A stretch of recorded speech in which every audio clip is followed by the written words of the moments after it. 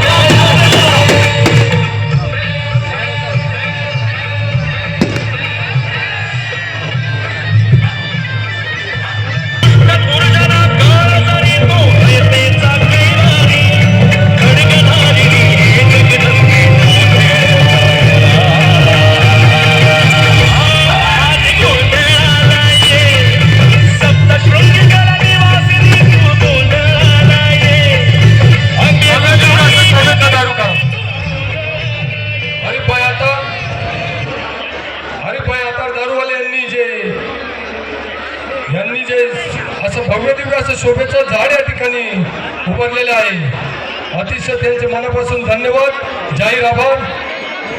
अतिशय भव्य दिव्य असं शोभेचं दारूकाम या ठिकाणी चालू झालेलं आहे। शोभेचं दारूकाम बघण्याचा आनंद घ्या, मनमुरादपणे आनंद घ्या, ही सर्वांना नम्रतेची विनंती।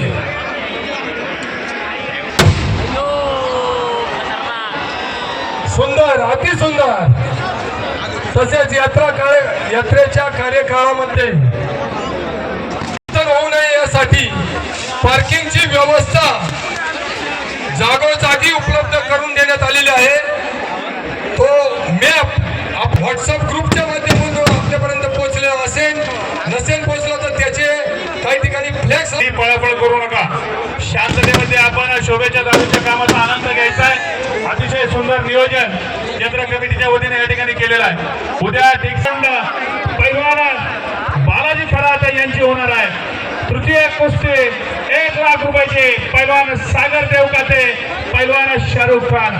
चतुर्थ क्रमांकाची कुस्ती 51,000 रुपये, पैलवान ओंकार येलगर विरुद्ध पैलवान अमोल शिंदे। महाराष्ट्रातील दिग्गज पैलवान उद्या नारायणगावच्या आखाड्यामध्ये येणार आहे। सर्वांना विनंती, आपण सायंकाळी 6 वाजता या ठिकाणी आखाड्याचा आनंद, कुस्त्यांचा आनंद घेण्यासाठी आपण उपस्थित राहायचं आहे। आलेल्या सर्व भाविकांचे नारायणगाव यात्रा कमिटीच्या वतीनं पुनश्च एकदा सहर्ष स्वागत, हार्दिक आभार। पार्किंग व्यवस्थेसाठी सहकार्य केलेलं आहे त्या सर्व संस्थांचं, सोसायट्यांचं अनेक संकल्पना राबवत असताना लवकरच या ठिकाणी मोफत असं डायलिसिस सेंटर या ठिकाणी चालू करण्यात येत आहे। त्याचप्रमाणे देवस्थानच्या माध्यमातून आपल्या गावासाठी, आणि आताच उद्घाटन झालं ते आपल्या मीना नदीच्या बाजूला संरक्षण भिंत 1 कोटी 20 लाख